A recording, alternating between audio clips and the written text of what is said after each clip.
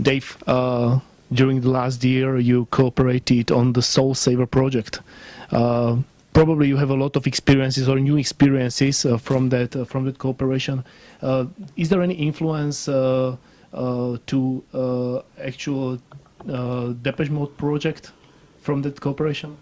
I would say yes, because I think writing with Rich from Soul Savers and us finishing that project together, it definitely led me towards the end of the writing of that. I started to write also with a friend of mine in New York, Kurt Unailer, for songs which I knew would be songs that I wanted to play to Martin and Fletch for future Depeche Mode.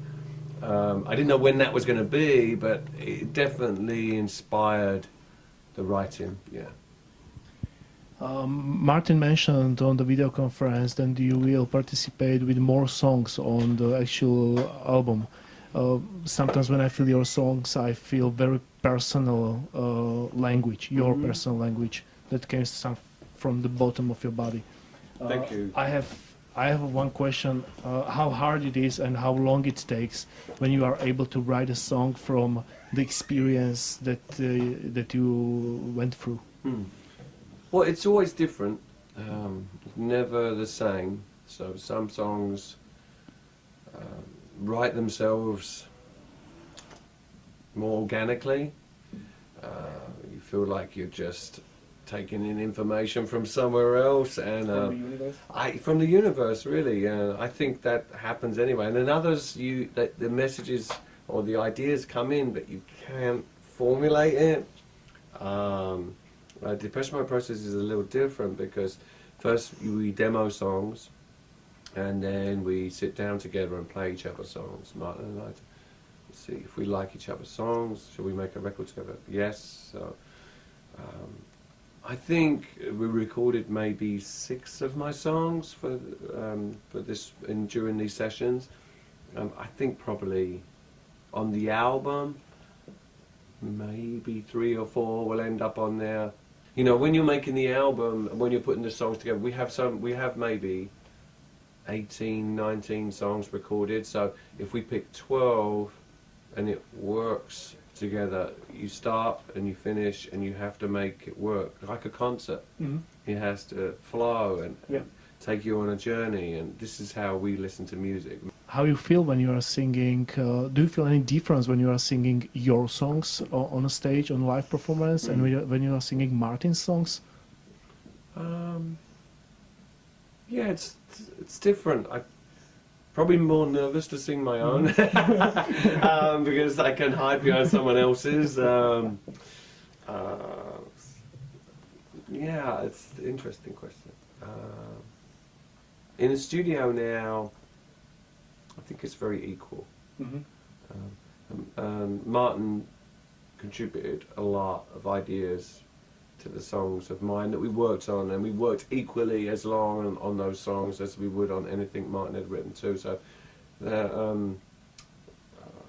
think that's much more accepted now in the band. It's a good thing. It's good for me, and I think good for the band too, because I think it, to me, it makes the writing and the recording more, for me, it makes it more interesting, because not just because it's my songs, but because I have to have that part of me now on any kind of music I make, whether it's Soul Savers or it's a solo record of mine, or I'm working with someone else. So, you know, I have to feel that I contribute more than just my voice. In saying that, it inspires me as well when I sing Martin's songs. Certainly on this record, I feel there's much more challenging songs, some really great songs he wrote that I enjoyed singing immensely. A couple, one in particular, which to me I enjoyed singing as much as I enjoyed performing, say, Condemnation from Songs of Faith and Devotion. When I sang that song in the studio, I knew it was something special. And I had the same feeling with one of the songs on this record, where it was a blues gospel-y song, and I just sang my heart out, and everybody, that was good, you know. You mentioned Condemnation and Songs of Faith and Devotion album. From that time, your voice is a little bit more rocky, and it sounds very rocky, and the music is then Depeche Mode music sounds also very rocky. I Do think you feel more, and second part of the question is, what's the difference when you are singing the song from the 80s, from the really 80s, let's say Never Let Me Down Again, that you are performing very often? Well, Never Let Me Down Again is quite a bluesy, rocky track, really. And also, but you know, when you were younger, I mean, my voice has changed over the years as well, and matured and developed, and I can do more with my voice today than what I did when I was younger. I'm more experienced, I have more influences. And I would say the songs on this record are, yeah, like I said, more blues influence, so I enjoy it. I enjoy the challenge of those kind of songs. Was it your idea to come to Bratislava, to Slovakia, also with the Depeche Mode? Yeah, I could see doing that tour, the Paper Monsters tour, was a lot of fun for me. I had to travel around Europe in the back of a little van and on a bus with a bunch of guys, friends, and play music together. It really enthused me to want to do things a little differently as well, and taught me a lot about live performance. So yeah, I mean, there's always new places for us to play, and it's a big world, and you know, I'm always challenged when we play a new place. Of course, after that tour, I went back to my band and told them we should play other places, and we always do. I mean, there's always a few new places that we've never been before. Don't you think about the cooperation with him? Because he's very extremely popular in Czech and Slovak Republic. That's why I'm asking.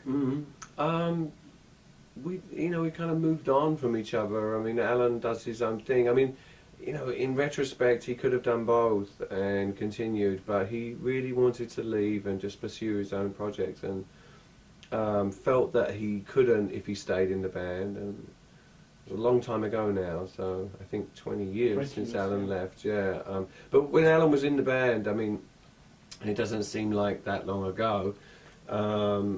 What he brought to the band and what he gave musically was immense knowledge, and helped us to, as a band, as a whole, the four of us, to grow musically and to discover new ways of making music, structuring music, and layering and landscaping music. You know, Alan was vital to the sound of Depeche Mode right up until the moment he left. The two biggest albums that we released are probably in sales, Violator and Songs of Faith and Devotion.